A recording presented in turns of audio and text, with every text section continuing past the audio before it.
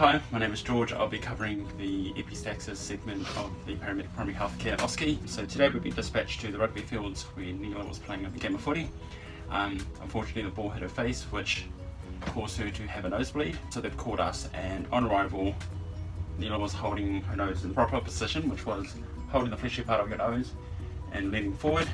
And we've also just brought her in the truck just for privacy. Through our patient assessment, we also want to gather if our patient has had cranial surgery. We also want to know if she's on anti-anticoagulant medications or any cardiac medications or blood thinner medications, which we found none. My offsider has also gathered me a full set of vital signs, which came back as normal. In addition, she also has no allergies and, like I said before, she's on no medication.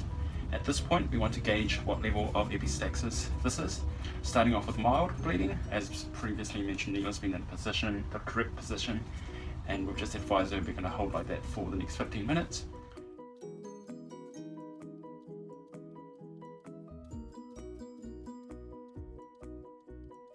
So it's been 15 minutes later, so we're just going to reassess Nele's nosebleed. So Nele, can you just pull your towel off your nose, please? Alright, so put that on back, please, thanks. So her nose is still in a bleeding situation, so that's kind of bumped the severity up to moderate bleeding. So this will require a pharmacological intervention, which will be spraying iron adrenaline up her nose. So are you happy if we do that for you, Nele? Cool. So I'm going to start off by drug checking my adrenaline, my offsider. So I just want to say adrenaline, 1 in 1 mil, expires the 10th, 2020. Adrenaline injection, 1 milligram, 1 in 1,000, expires 10, 2020. So that's all drug checked. And we only need one, so we can pop this away. So now I'm just going to also drug check my sodium chloride. So sodium chloride 0.9%, expires June 20. Sodium chloride 0.9%, June 20. Cool.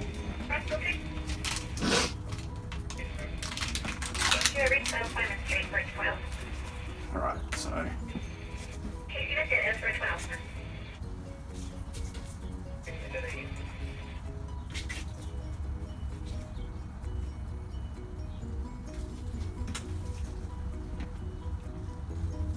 just a bit off, so there we go.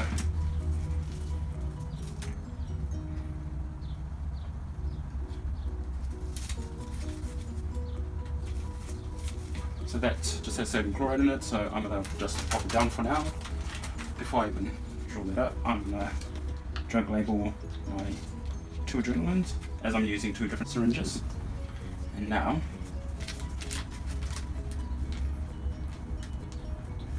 draw up.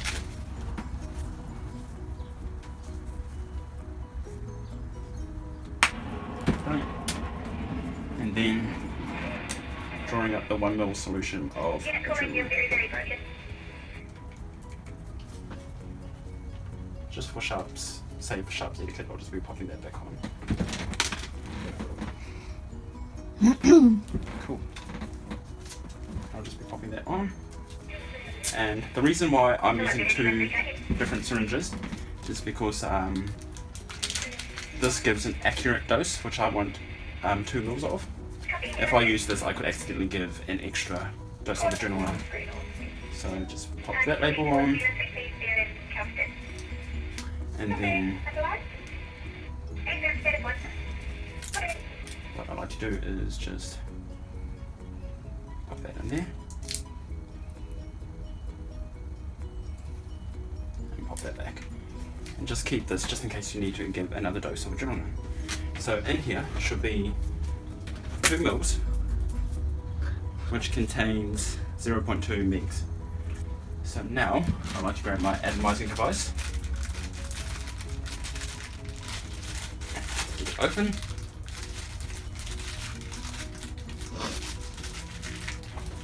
get it out, and then prime it a bit so to see it spraying. So this is ready to be administered into the patient's nostrils. At this point, we have the medication drawn up in this, we have everything ready to go. Just at this point, we're just going to explain to the patient what's going to happen. So Nele, in here is a medication that will hopefully close those blood vessels. So when I say 3, 2, 1 sniff, I'll need you to sniff, and at the same time I'll be pushing it through, and then put the towel back on your nose and hold it for another 15 minutes. Before I do this, I'm just going to need you to blow the last clots and spit out anything that you need. So we are ready? Yeah. Alright, ready? Mm-hmm. Yep, 1, 2, 3, sniff. Alright, pop that towel back there. So we're just going to document the time we gave that, which was at 13:26, and then we're going to reassess after the next 15 minutes and see what we need to do from there. So it's been over 15 minutes since we gave the first adrenaline, and we've just asked Nele to take her towel off, and I can see that her nose has stopped bleeding, which is great.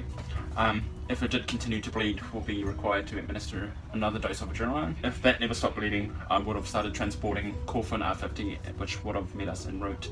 So before we let Nele go, this is one thing that we need to do on our behalf, which is go through the non-transport pause and checklist. So the first criteria is ensuring that the patient has been fully assessed, including a set of vital signs and appropriate investigations. Our first vital signs came back as normal. Just for our sake, I wanted to do one more vital signs, which also came back as within the normal ranges. An appropriate investigation was conducted, so I ruled out a nose fracture, which I considered, and I was happy to say that her nosebleed was caused by an injury inflicted. The next criteria is none of the vital signs were significantly abnormal, so as I mentioned, all her vital signs in both sets came back as normal. Serious illness or injuries has been reasonably excluded. As I said, there was no other injuries I found. No red flags are present if the clinical condition is one that is contained within the red flag section. So Epistaxis is not covered and has no red flags, and I didn't find any other injuries that Nele had that needed to be checked with the red flags. The patient is seen to mobilise when able to normally do so. Noting if the patient is unable to mobilise, there must be a clear minor or long-standing condition prevented this. My patient came in the truck walking normally. She seemed normally mobilised. Patient and caregivers have been given an explanation of when to seek further help. So I've advised Nele that she needs to see her GP within the next 24 hours. This is also because we're giving her adrenaline, which is an intervention on our behalf, and they will probably want to cauterise her nose. A PRF has been completed and a copy is being left with the patient, or the patient has given instructions on how to access a copy of their PRF. So I gave my patient 2 sets of paperwork. So the first one, which was a general information about Epistaxis, of what she can do at home, if it reoccurs, what she can do or who to contact. And I've also given her a ambulance care summary, an ACS form, which has a particular code on where she can check it online. So Nele, at this point you don't need to go to hospital, but I do highly recommend you see your GP within the next 24 hours. We've got 2 sets of paperwork for you. Yeah. So one is a general information for your condition. Mm-hmm. So it just gives you a general outline of what an epistaxis or nosebleed is. And we've also written out another set of paperwork which has a code on that you can access. And you can also take to your GP and they can see what we did for you today. Cool. Do you have any questions? No, that's it. Cool. Hello, my name's Nele. Today I've been dispatched to George here, whose chief complaint is a headache. I had my officer do some vitals, to which they all came back normal. I'm going to be doing a trauma sweep on George and a primary survey, as well as ask some questions relating to his headache. Okay, George, I'm going to be filling out your hair. Is that alright? Yeah. Okay, I'm going to start with your neck down here. Does that feel any pain or anything? Just like No. a little bit. Any pain up here? A little bit, but not too much. Oh yeah, just in that frontal part it's still sore. Okay, not up here at all? No. Not a rib. Oh, yeah. Just there? Just there. Yeah, and not along the sides, down your jaw? No. Okay. When I was palpating George's head and neck, he was pointing out here it was very tender in the front and not so tender at the back, but he did say it was feeling a little bit sore, the majority in the front. So with headaches, there is a guideline that I'm going to be using. It's called the BASH guideline. And the BASH guideline has 6 components, which I'll be using. So George, what's happening today? Yeah, just started getting this headache and yeah, just like really annoying. Okay. How recent was this onset of yours? I think like it started when I woke up. What time did you wake up? Do you know? So probably like 7 o'clock. Okay. So how frequently do you get headaches? Do you get them quite often, or is it Not just very a rare often. occurrence? Yeah, just recurrence now and then. Can you explain the temporal pattern? So is it in the front, is it the back, the side? It's just really in the front here. Okay, cool. And that's been going on since 7 a.m, so it's roughly 11, so 5 hours. Something like that. Can you explain the intensity of this pain? I don't know, it's just throbbing. It's like someone's squeezing on my brain. Okay, cool. And if you were to rate it out of 10, 0 being a poke in your arm like that, to a 10 excruciating painful. Probably a 4 or 5. Okay, cool. Yeah, let's go 5. So you see it's kind of throbbing and feeling like something's around you, someone's Yeah. squeezing your brain, is that what you see? Yeah. And is it spreading anywhere, or is it staying very It's frontal? just staying in that very frontal area. And you have any other associated symptoms? You're not getting dizzy, you're not getting Just a bit nauseous, but any yeah. blurriness or anything like that? Okay, cool. Do you know what provoked it, or you just woke up with it? Have you been stressed recently? woke up. Yeah, I've just had assignments and that like coming up, so Okay. yeah. It's not radiating anywhere, it's just staying very fractal. Yeah. Now, can you explain this? Was it a gradual type of pain, or was it just sudden? It was gradual and it started getting more sore like around 9 a.m. maybe. Okay. So you said you've had a few assessments due this last few days. Do you Yeah. think that's been associated with it a little bit? Stress, or have you had any? Maybe. Has it been affecting your sleep or anything like that? Been having alright sleeps. Okay. Do you think your assignments and your assessments has been a trigger to this? Could be. Okay. Any other trigger factors or predisposing factors? Nah. Okay. Just stress of uni. Is there anything that aggravates it more? Just light movements maybe. Okay. Does anything help relieve the pain? Just drinking water, and I did take pain relief And did that help at all? a little bit. Okay. What time did you? That was around probably 10 o'clock. So about an hour ago. Yeah. Awesome. Do you have any family history that's quite like this pain? No. So you've had no family history of headaches or anything like that? No. So you see what you took medication. Was it paracetamol or? Yeah, paracetamol and ibuprofen. Yeah. Have you tried any other remedies? No. So I'm going to be doing a focused assessment for a headache. I've kind of used the BASH guidelines to help me dig a little bit more into what might be occurring with the patient and how this headache has come on, and eliminate certain factors that may be contributing to this headache. One of which I'm going to be doing right now is an assessment that can be used for meningitis. It's called a Koenig sign, which I'm going to get George to lift up his sleeve for me and bend it. Whilst he's doing that, I'm going to be extending his knee.